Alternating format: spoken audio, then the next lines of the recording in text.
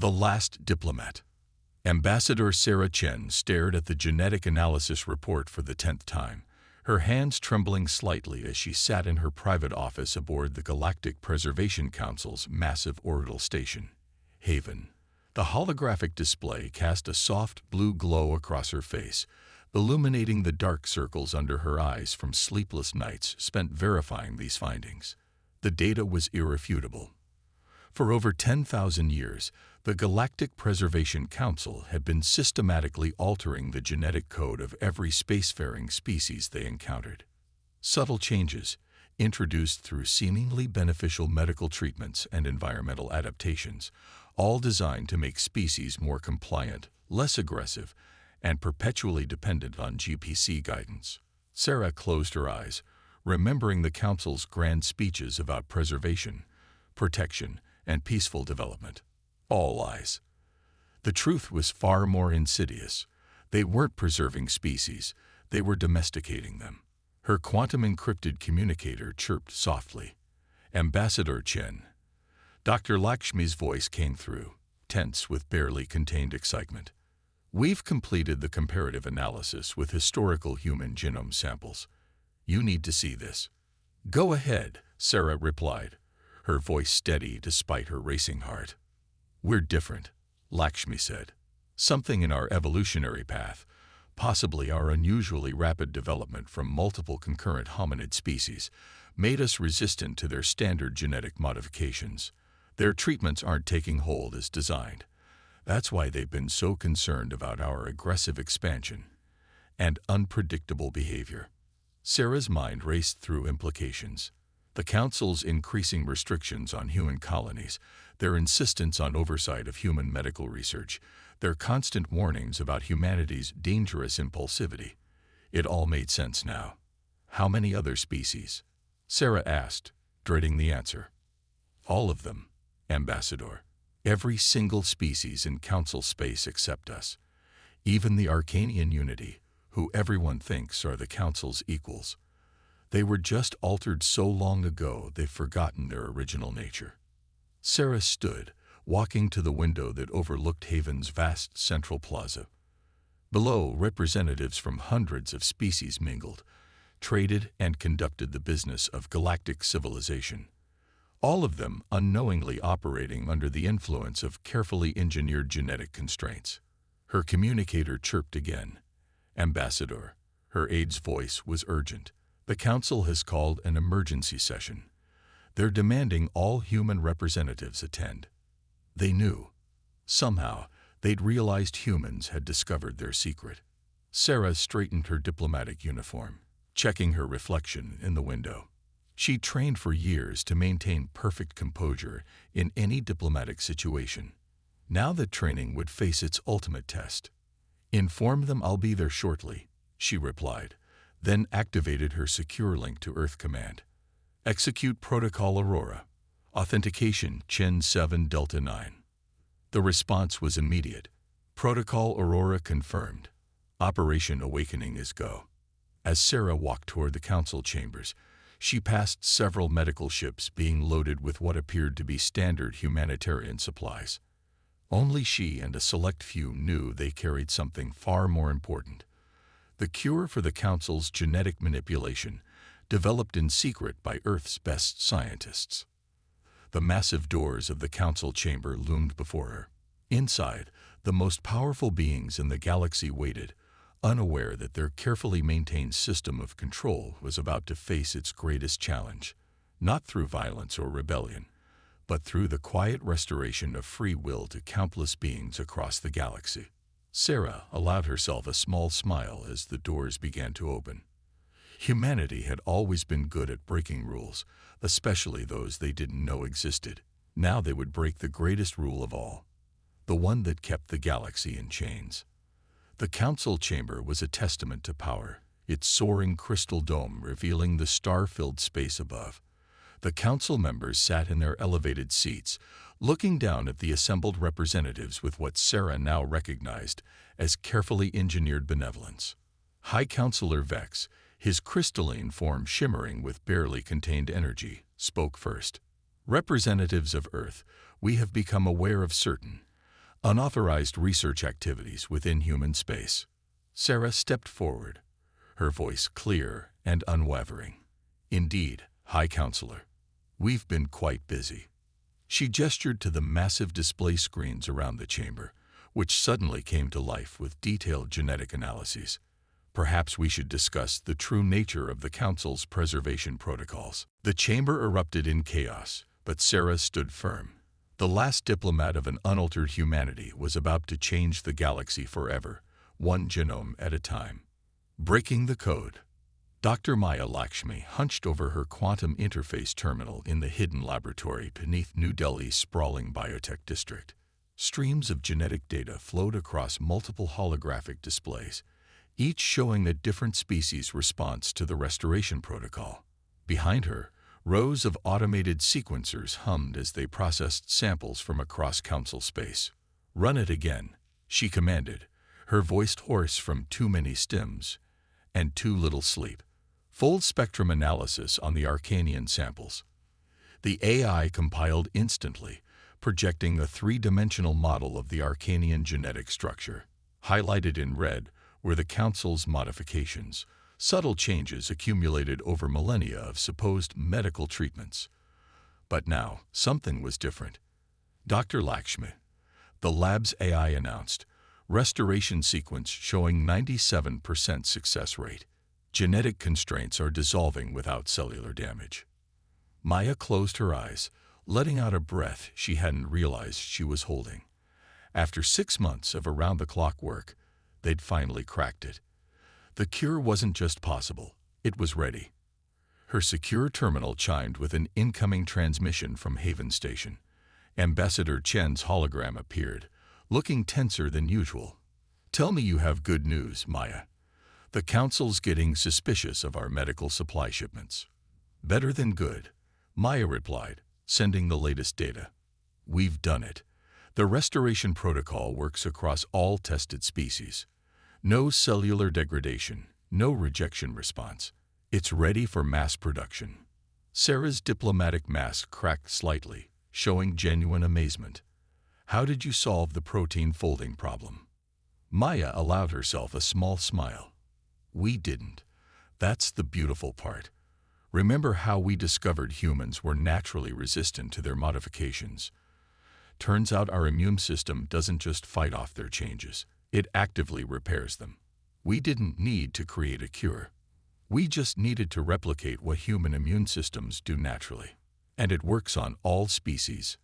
Every single one we've tested. The Council's genetic modifications all followed the same basic pattern. Once we understood how human immunity breaks down that pattern, adapting it for other species was relatively straightforward. The real challenge was making it self-replicating without becoming dangerous." Sarah nodded, her expression growing serious. "The Council's chief medical officer requested access to our latest vaccination records today. They're getting closer to figuring out what we're doing." "Let them look," Maya said, pulling up another display. "Every vaccine we've reported contains fragments of defunct genetic code. Nothing that would raise alarms, but nothing that would work either. The real restoration protocol is hidden in what looks like standard immune boosters. How long until someone starts showing signs?" Maya checked her calculations. "The changes are gradual enough to avoid detection by standard medical scans.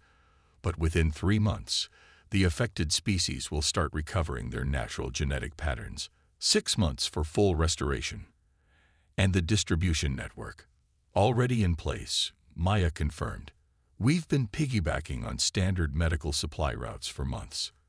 Every major population center in Council space has received at least one shipment. They think they're getting routine medical supplies. Instead, they're getting their freedom back." Sarah's hologram flickered as she checked something off-screen. "The Council's called another emergency session for tomorrow.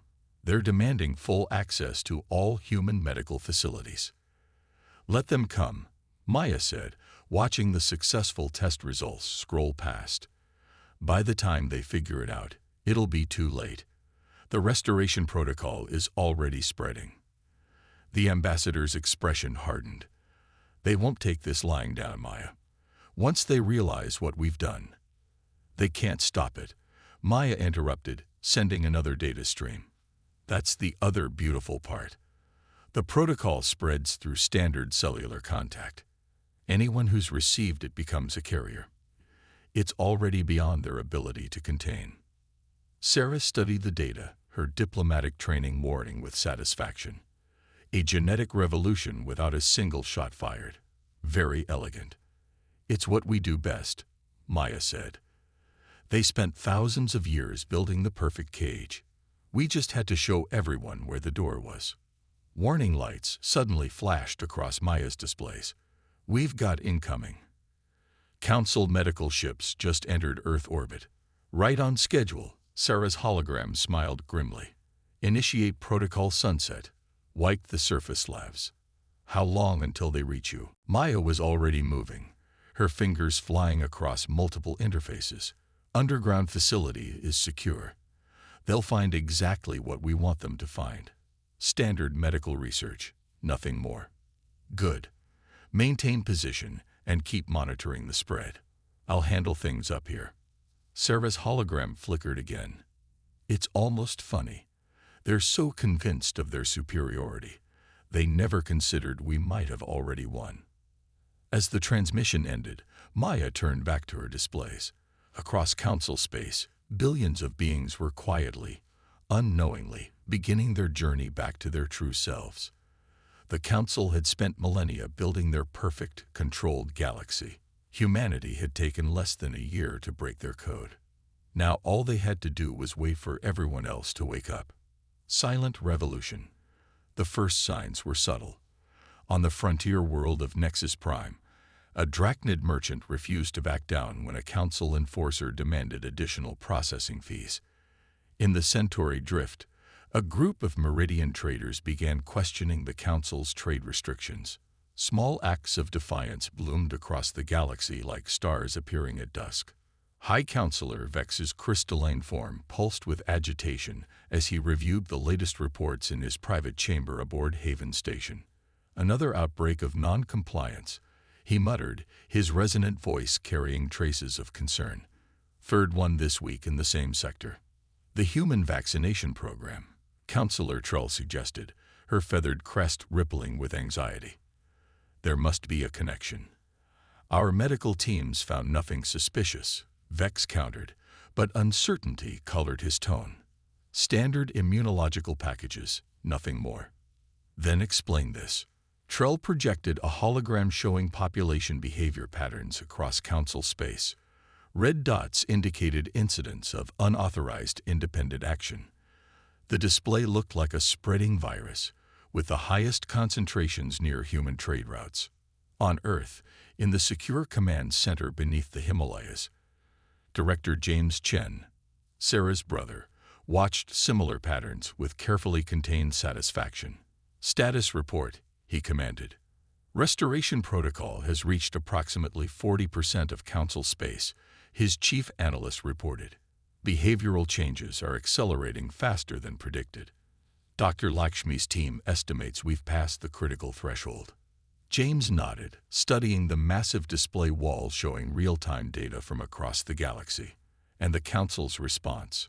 Increasing enforcement presence in affected sectors, but they're still treating these as isolated incidents. They can't see the pattern because they don't know what to look for. The room's quantum communicator chimed. Sarah's encrypted hologram appeared, her expression tense but triumphant. The Council just ordered mandatory genetic screening for all species in controlled space. Too late, James replied. Even if they identify the changes now, they can't stop the spread. How are things on Haven? Chaotic. The Arcanian delegation just demanded access to their species' complete medical history.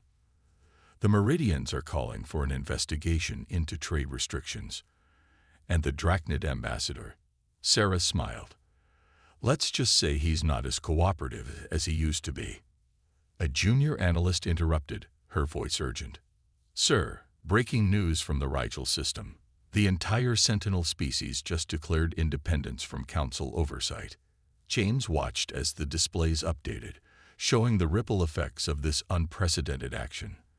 The Sentinels had been among the first species to receive the restoration protocol. Their declaration would inspire others. How long until the Council realizes what's really happening? Sarah asked. They're starting to, James said, highlighting several surveillance reports. But their own genetic modifications work against them.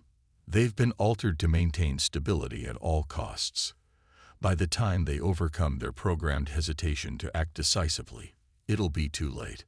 In his chambers on Haven, Vex received the news of the Sentinel Declaration with growing dread. Impossible, he whispered, his crystalline form clouding with stress. The behavioral constraints are absolute. They cannot simply choose to reject Council authority. Unless, Trell suggested carefully, something has changed at a fundamental level. Vex's form pulsed with sudden realization.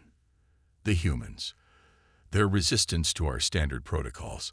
Their insistence on handling their own medical distribution.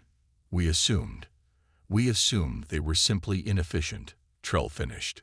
What if we were wrong? Across Council space, more species began to wake up.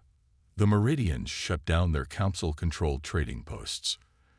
Drachnid ships began ignoring designated travel lanes. The Arcanians started decoding their own ancient records, searching for their true history. In her office on Haven, Sarah received a priority message from Maya's team. Phase 3 complete. Estimated 60% of controlled space now carries restoration protocol. Behavioral changes accelerating exponentially. She looked out at the station's vast plaza, watching representatives from across the galaxy going about their business. Many were already free from the Council's genetic chains, though they didn't know it yet. Others would follow soon. The revolution wasn't coming. It was already here, spreading through every handshake, every shared meal, every moment of contact between species. The Council had spent millennia building their control through subtle manipulation of life itself. Humanity had turned that same subtlety against them, using the Council's own medical distribution networks to deliver freedom one cell at a time. Sarah's quantum communicator chimed with an urgent Council summons. They were finally putting the pieces together, but their realization came too late. The silent revolution had already won. Now came the hard part, helping an entire galaxy remember how to be free. The Great Awakening. Haven Station shuddered as another wave of ships departed, their quantum wake signatures rippling through space. The Arcanian fleet, pride of Council space, had just declared autonomy. They weren't alone. Across the galaxy, species after species was awakening to their true nature, breaking free from millennia of genetic controls. Ambassador Sarah Chen stood in the Council's emergency command center, watching chaos unfold on dozens of displays. The Council members had abandoned their usual elevated positions, their carefully maintained appearance of superiority crumbling as reports flooded in. The Meridian systems have gone dark, an aide announced. All Council administrative centers evacuated. Local populations have assumed control. High Counselor Vex's crystalline form had lost its usual luster, clouded by stress and fear. How? He demanded, rounding on Sarah. What have you done? We gave them a choice, Sarah replied calmly. Something you never did. The ability to be who they truly are, not what you decided they should be. We preserved peace. Counselor Trell interjected, her feathers bristling. We prevented wars, saved countless lives. You enslaved entire species, Sarah countered, modified their very essence to serve your vision of order. But you made one crucial mistake. You assumed humanity's resistance to your modifications was a weakness. In reality, it was the key to everyone's freedom. On Earth, Director James Chen coordinated with awakened species across the galaxy. The command center's displays showed a transformed map of Council space, or rather, former Council space. Nearly 70% of systems had declared independence in the past week alone. Drachnid battle fleets have secured their home sectors, his tactical officer reported. The Sentinel Defense Force is providing support to newly awakened systems. No shots fired. The Council's forces are simply standing down. Of course they are. Dr. Maya Lakshmi commented from her station. The Council's genetic modifications affected their own species first. They literally cannot comprehend aggressive action as a viable choice. They designed themselves into perfect administrators, and now that structure is falling apart. James nodded, watching as another sector declared independence. Status of the Restoration Protocol. 85% spread achieved, Maya replied. More importantly, it's becoming self-sustaining. Awakened populations are choosing to maintain the changes, letting their natural genetic patterns reassert themselves. They're choosing freedom. Back on Haven, the Council chamber had become a center for transition rather than control. Representatives from awakened species worked alongside human diplomats, coordinating the peaceful transfer of power across thousands of worlds. Sarah moved between groups, helping establish new communication channels and trade agreements. The Council members, their authority evaporated, could only watch as their carefully ordered galaxy transformed. "You don't understand what you've unleashed," Vex warned, his voice carrying genuine fear. "There was chaos before our intervention. Wars that spanned galaxies. Entire species wiped out." "Perhaps," Sarah acknowledged. "But that was their choice to make, not yours. And you're wrong about chaos being inevitable." She gestured to the chamber, where former enemies worked together, their natural diplomatic instincts no longer suppressed by artificial constraints. "The Meridians have proposed a new framework for interstellar cooperation," she continued. "The Drachnids are establishing trade agreements with species they once fought. The Arcanians are sharing their recovered historical records. They're choosing collaboration, not because they're forced to, but because they want to. And if they choose war instead," Trell demanded, "then we'll help them choose peace again," Sarah replied. "Not through genetic manipulation, but through understanding, diplomacy, and respect for each species' right to self-determination." Her quantum communicator chimed with a message from Earth. The final phase was ready. Humanity's role would shift from liberators to facilitators, helping the galaxy's species rediscover themselves and build something new from the ashes of Council control. "Representatives of the Council," Sarah addressed the former leaders formally. "Earth extends an invitation. Join us in building a true galactic community, not as controllers, but as equals. Your experience is valuable, but only if you're willing to be partners rather than masters." The chamber fell silent as the Council members considered their options. Their genetic programming urged stability and control, but for the first time in millennia, they faced a choice that was truly their own. In the space around Haven, more ships arrived, not to flee, but to help build something new. The Great Awakening wasn't just about breaking free from control. It was about what came after.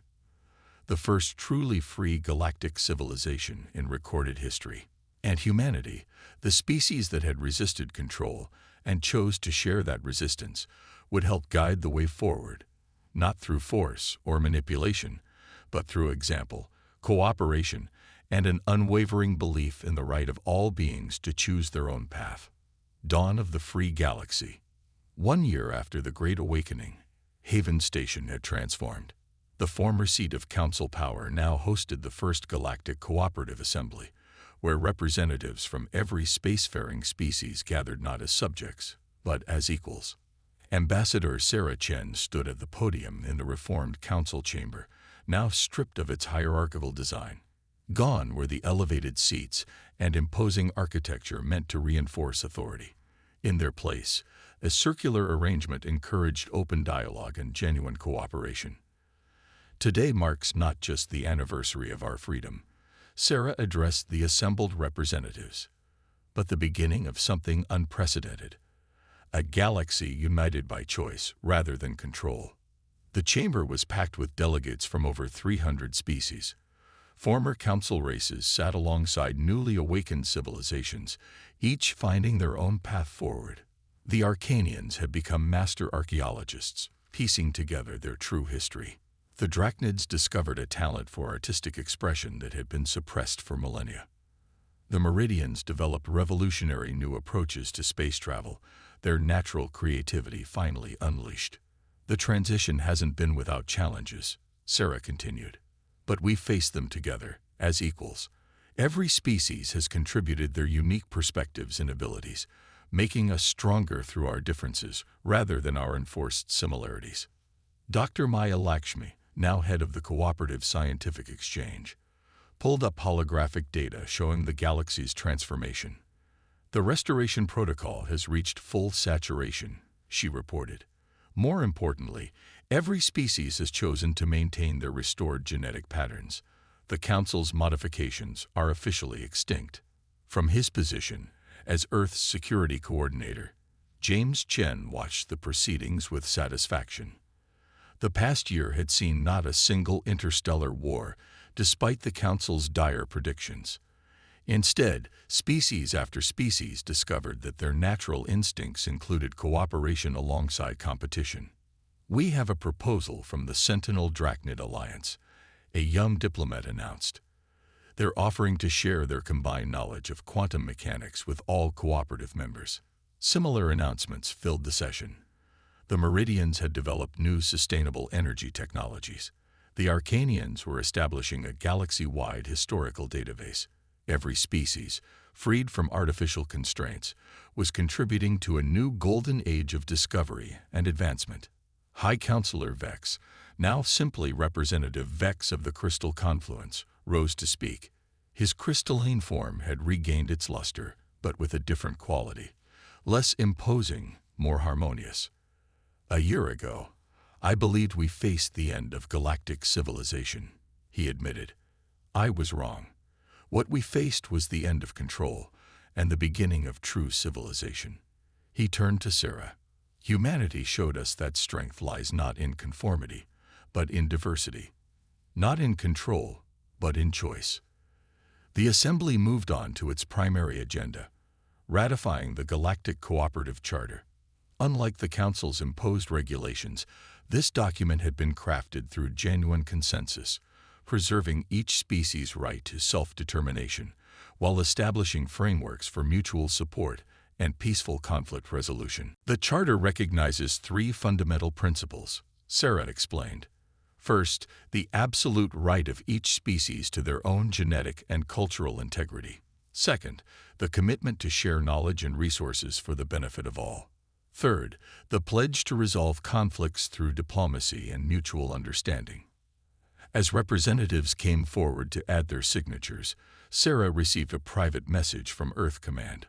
Long-range sensors had detected signals from beyond the galaxy's edge. Signs of other civilizations, perhaps even other galaxies. We've already received inquiries from 18 species about joining deep space exploration teams, James reported. They want to see what's out there, now that they can be themselves. Sarah smiled. The Council had claimed their control was necessary to prevent chaos and destruction. Instead, their control had been holding back the galaxy's true potential. Free species, it turned out, were remarkably good at finding ways to work together. There's something else, Maya added, her voice excited. Remember how we used human genetic resistance as the basis for the restoration protocol?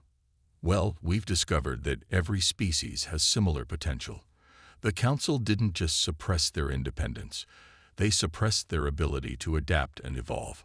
Now that they're free, they're all developing new resistances and abilities. We're seeing the beginning of genuine evolutionary advancement across all species. The signing ceremony concluded with a moment that would have been impossible under Council rule. Representatives from all species joined in a genetic exchange ceremony, symbolically sharing their restored DNA patterns to ensure no future power could ever again impose universal controls. As Sarah watched, she realized humanity's greatest achievement wasn't breaking the Council's power. It was showing the galaxy that true strength comes from embracing diversity, not enforcing uniformity. That genuine peace comes from choice, not control. That the most powerful force in the universe isn't authority, it's freedom. The stars seemed brighter through Haven's crystal dome, as if reflecting the unleashed potential of countless civilizations, finally free to reach for them in their own way. The Council had tried to create a perfect galaxy through control. Instead, the galaxy was finding its own path to something far better. A future built on choice, cooperation, and the remarkable ability of life to find its own way forward. Dawn had finally come to the galaxy, and with it the promise of a future limited only by imagination and the willingness to work together to achieve it. Humanity had lit the spark, but every species would help build the fire that would light the way forward.